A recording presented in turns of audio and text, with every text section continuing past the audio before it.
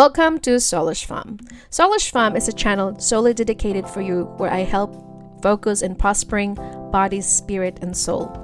Life is a journey, and I am glad that you can be a part of mine.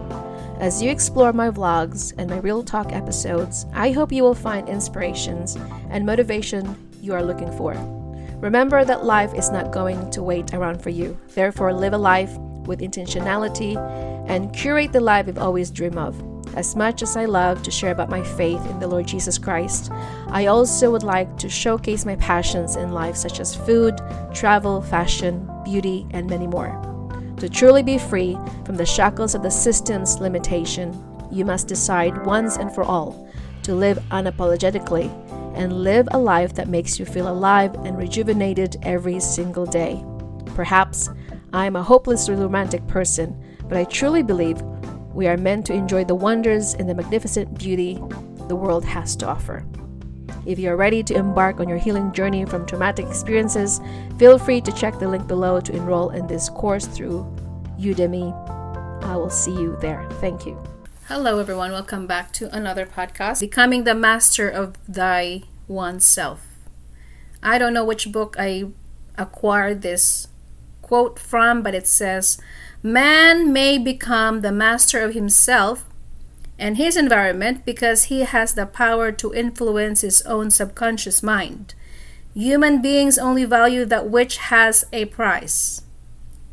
Be the master of your own self is knowing thy oneself is the greatest lesson that you must learn in this lifetime.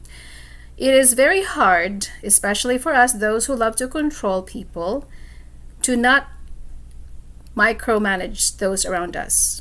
Instead of looking outside and trying to make people better and fixing people because they're broken, I tend to love to fix people because I do want people to see them succeed or to become the best version of themselves. However, I'm always convicted by this idea that let them be. And I know this is the term that I've heard recently written by Mel.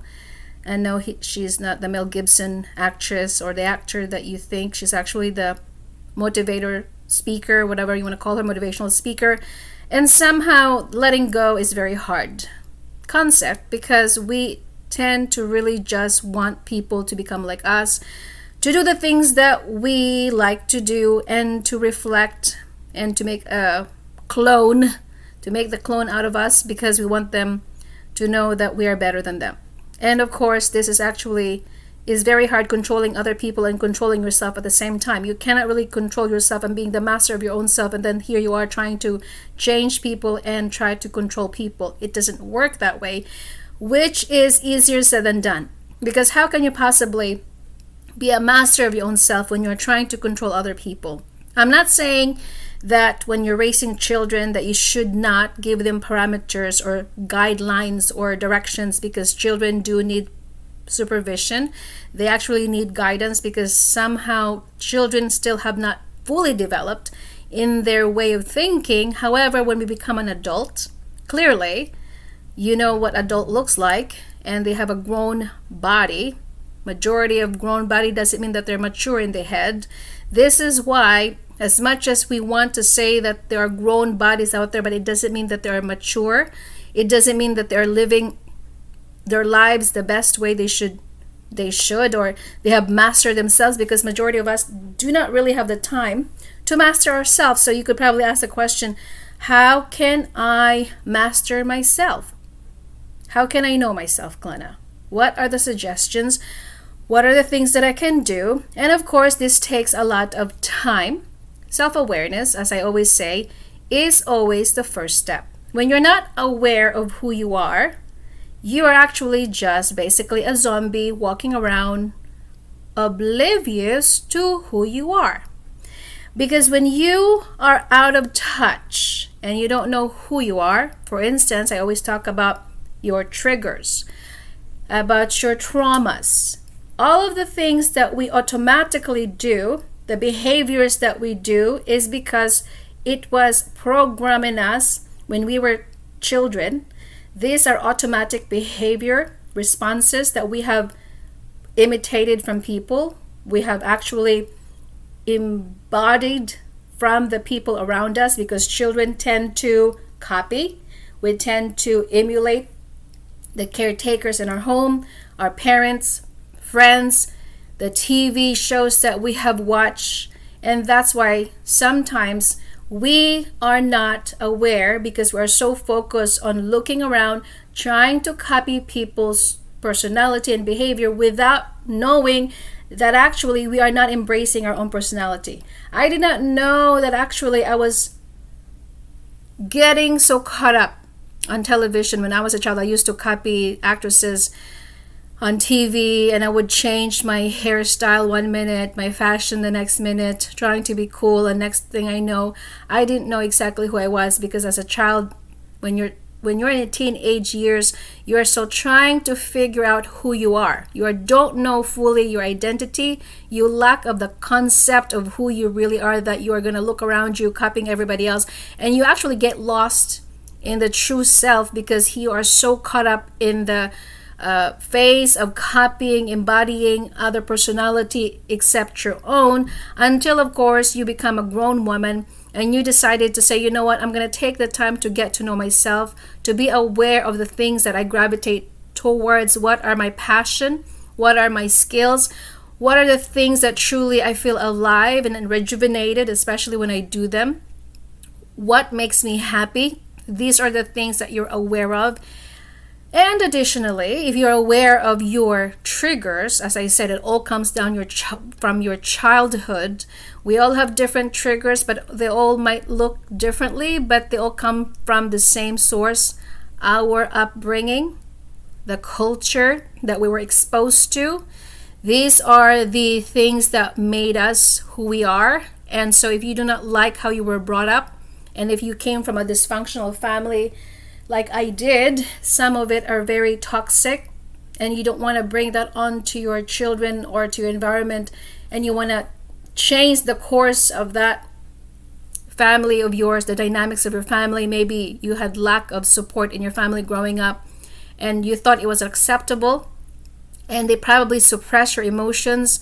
Perhaps you were the person that you had an idea, but your family said, we don't want to listen to you because you're still a child and your opinion does not matter. So these are the things also. You thought you were an introvert or a shy person, but then now that you have grown up, you realize that you have a gift of a gab, because you were not allowed. You didn't have the freedom to express yourself, and you didn't know that then, because much of your childhood were suppressed and you were controlled.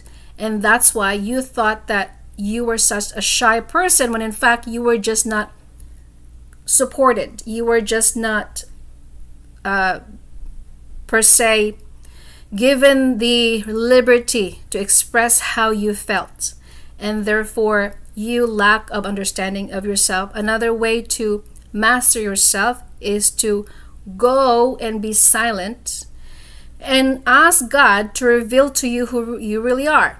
And you think, I'm going to leave out God in this equation. You're absolutely wrong, because without the Creator, of course, you are never going to know who you are. We are the masterpiece. God is the master. So who you should ask is the master who created you. It would be so dumb if you have something that you're a manual, when you have brought something and you don't read the manual. Most of the time we don't really read the manual because it has so many pages. But just to get an idea, you know exactly if something is broken or how to fix it, because you do have a manual that will guide you. In the same way, when we know who we are and our identity in God, then we can know better of ourselves. That's why the Bible is clear that we are created in the image of God. We are image bearer of God. We're like the spitting image of the one that created us. However, many of us do not take the time to read the Bible and understand what God expects from us and who we are in Him and how does God function, because we only are looking around from people's ideas and opinions of how a woman or a man should behave in this world, but without vertically aligning yourself with the master who created the masterpiece. It is such an absurd that you don't even know how you're supposed to be. Because Jesus said, I am the vine, you are the branches. Apart from me, you cannot bear fruit. So in order for you to bear the Spirit of God, you have to abide in Him, by reading His Word. And that's how you know that you can master yourself. I really think that mastery of self is truly just becoming one with the Creator. When Jesus said, the Father and I are one, I don't do anything apart from my Father's leading. I don't do anything apart from my Father's voice. I think that's exactly why, for many of us who are so lost, we're caught up in this trying to fix ourselves because we think we could. We cannot fix ourselves apart from the power of the Holy Spirit. We're going to end up being broken and lost and wretched, sinful person because that's who we are. Our nature is rebellious. That is how we were created because of what happened in Adam and Eve in the Garden of Eden. We refused to obey God. Therefore, the moment that you have become born again, you become two, become one. When Jesus said, I am your other yoke. Come to me, all of you who are weary and heavy laden, and I will give you rest, for my yoke is easy and my burden is light. And then you can know who you really are. You cannot function by yourself. I did not become so confident and know who I am really until I have decided to rely upon the Savior of this world, the one who created me inside and out, because He knows my tendencies, He knows my weaknesses, He knows my strengths, He knows my skills, He knows the talents, He knows the very hair on my head of how many hairs I have left on my head and how many hairs that I have shed on the floor. That's how much God knows you. So if you're going to leave out God from the equation, you cannot really master yourself. I know there are so many voices out there telling you that the only way to master yourself is to get into yourself and get to know yourself better, which is very superficial. But without knowing the Bible, because God said, I am your creator. You are wonderfully and fearfully made. I have actually woven you together in your mother's womb. He said that I have actually known you from birth, and I have called you as my own people. And so when you think that you can master yourself on your own without knowing your creator, you are just lying to yourself, because I did not know who I really am, my worth and my value, that I have an intrinsic value, not because I am beautiful, not because I am doing much better than anybody else, or just because I'm talented, but because I know that God said so. You are created in my image, therefore you have an intrinsic value, no matter who you are, no matter where you come from. Another thing that I would like to say is mastery of yourself. It is a lifetime journey. It's not today I'm going to master myself and I'm going to be so cool, and tomorrow I'm going to blow up again, because as I said, when you become a student of life, you are never done. You're never finished. When you become a student of life, you're constantly learning about yourself. There are times that I'm always falling, and there are days that I am succeeding. There are days that I just want to beat myself up for failing at certain things, maybe choices that I was not very proud of, the words that I've spoken harshly, the things that I have done wrong. So mastery is not about arriving. It's not about the destination. It's about the journey. Every journey matters. So this is why I always like to journal and see if I have progress. That's why I like to go back to my old journal sometimes, and I would just go back and reflect of how much I have progressed as a person. Because if you really think about it, journal is your reflection time of really putting down the things that you're still struggling with. And of course, everybody, and I'm still struggling with impatience and perfectionist. Once in a while, I do have to be aware of being perfectionist. And these are the things that I'm trying to shake out of my own head, because I sometimes get into my own head being perfectionist, and that's why I don't get things done most of the time, because I'm waiting for the right moment, the perfect time or perfect hair. But it's better to get it done than never and waiting for the perfect moment. And so that's why if you have not yet completed yourself as the perfect woman or human being, do not be surprised and do not beat yourself up for being not perfect, because mastery is an ongoing process. You cannot be complete until the day you die. You can never be perfect until you have a new body, which is immortality. You are still a mortal right now. You are still living two kinds of person in you, the one that is sinful and the one that's actually trying to become the good. Remember what this Indian this native Indian that says you have two wolves that lives inside of you. The one is good and the one is bad. And whoever you feed the most, that is going to manifest most of the time. So if you do not know how to tame your inner demons, if you don't know how to tame your old self that is rebellious, that is toxic, that is full of hurt and pain, because as I said, if you do not heal from your wounds and your trauma, that is going to manifest by outbursts of anger, uncontrollable. Sometimes I still have to manage that part of me because of the traumas that I've been through, the abuse of the things that I've been through since childhood. And as I said, trauma is such a rooted, it's a root. You got to cut it down from the bottom. You cannot really just stop. When you cut a tree, I know that some people would like to cut the branches out, but it's going to have something that's going to sprout out of that eventually later on. It's also like trying to pull a plant. You have to really get out, to take out the roots of it so that it's not going to grow again. So with the same with our trauma and our wounds that is deeply rooted in us. It's in our psyche. It's embedded. Our body might not forget it. Okay, our body might forget it rather, but our mind, it's going to be embedded in you. You could never forget the things that happened to you. You might try to, but it will never going to diminish out of your memory. This is why when you have been traumatized, sexually abused, and you have been psychologically abused, mentally, physically, emotionally have been abused, that is going to take a toll on you. It's going to change your whole demeanor. It's going to change your behavior. It's going to change your whole personality. That's why people who have not healed from their trauma like I used to, because I was living in denial, I didn't want to acknowledge it. I was running away from it. I was hiding from it. There were outbursts of anger.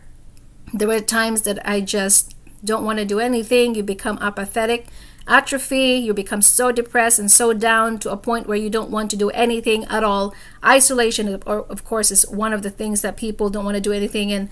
Not because they are, as long as you are isolated and you are not taking a shower or not eating. But if you like to isolate because you like to reflect and you need to do your work, most of us are working from home. That is not what I'm saying. But for those people who really have not yet dealt with their trauma, that because they have not yet tamed their old demons and they have not yet managed their own trauma, because that's why the cost, that is the result. That is the consequences of painful things that you have tried so hard to hide. Because Jesus said the truth will set you free. Unless you deal with the truth, you could never be free and you could never master yourself. When you want to master yourself, you have to be truthful of where you come from. You have to deal with your demons. You have to deal with your pain. You have to sit with them, cry it out, maybe ask for help, intervention, ask for lots of prayer. I don't know what else to tell you, but because if you don't know who you really are, what you're about, your standards in life, and the moment you heal from those trauma, you will know now what you're about. You can now set healthy boundaries. You know the things that you're going to tolerate and the things that you would not tolerate. But before that, you were a pushover.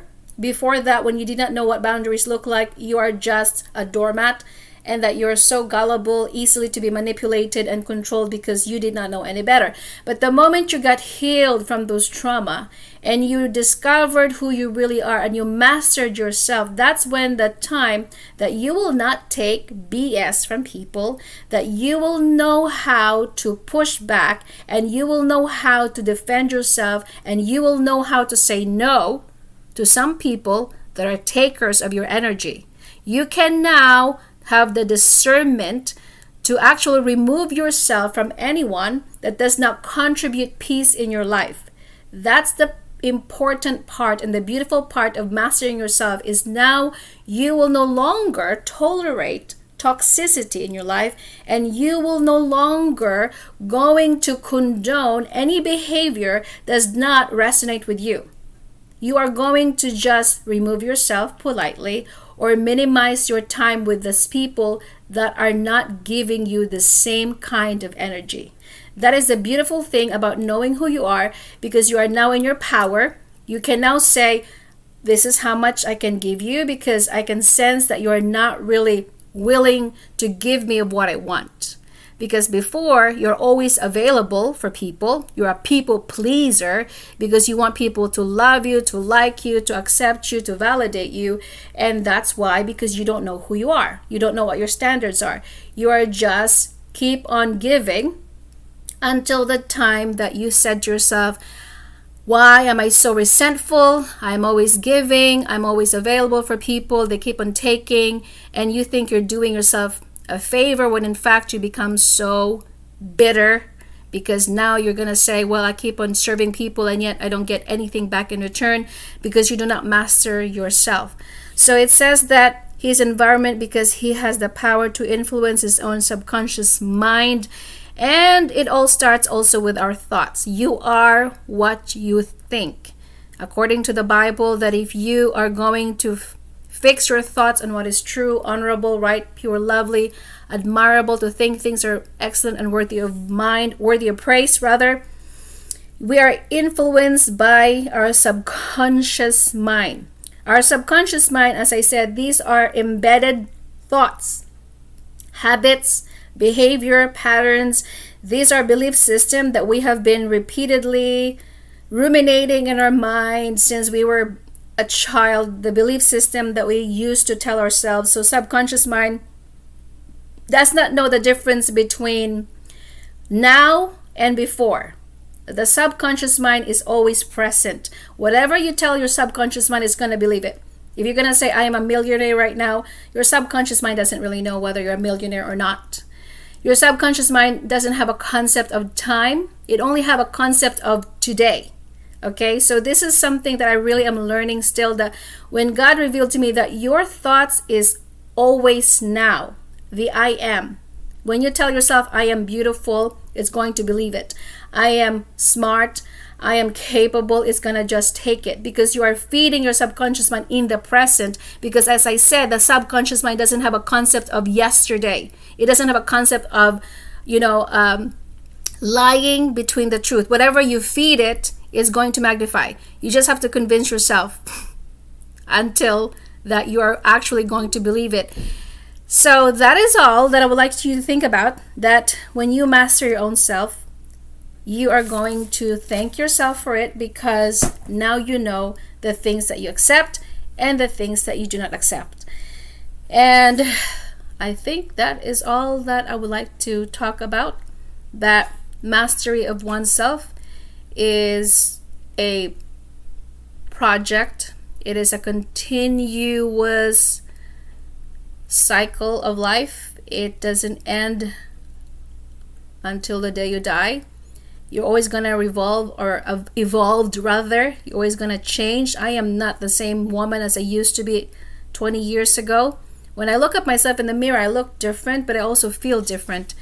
Because when you are growing with time and you're changing, hopefully for the best, you are going to see that the things that you used to tolerate and the things that you used to condone, perhaps, those are the things that are going to appall you and that you're going to run away from it.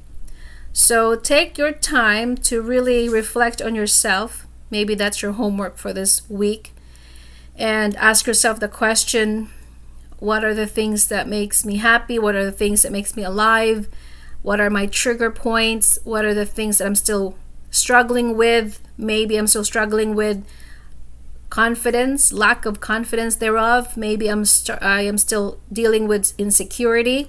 My fears, perhaps. There are still fears sometimes that are lurking behind the closed doors. I'm still working on my fears sometimes. Sometimes I get anxiety attack. I would have thoughts of fear sometimes about the future. Of course, everybody has fear of the future. But I have to now, instead of worrying, I would have to replace it with the verses of God that says, do not worry about tomorrow, for tomorrow's problem, today's problem is sufficient enough. So these are the things that you can replace it. You cannot really shut down your thoughts per se. You can shift. As I said, your subconscious mind have no concept, whatever you feed it, no concept of yesterday. It only has a concept of today. So if whatever you feed your subconscious mind, is just going to believe it. If you're going to say to your subconscious mind that you're going to, you are sick, and you are going to be sick and you're going to be so tired, it's just going to follow. Whatever you feed your mind, your body is just going to follow it. If you're going to tell your mind to, I'm going to work out today and I'm going to show up for myself, and you just have to prove it, because your body is going to follow. And that is why our thoughts, it all begins in our thoughts, and it all begins within ourselves of what we believe and what we feed our mind, and it's just going to overflow that and manifest that through our actions and behavior.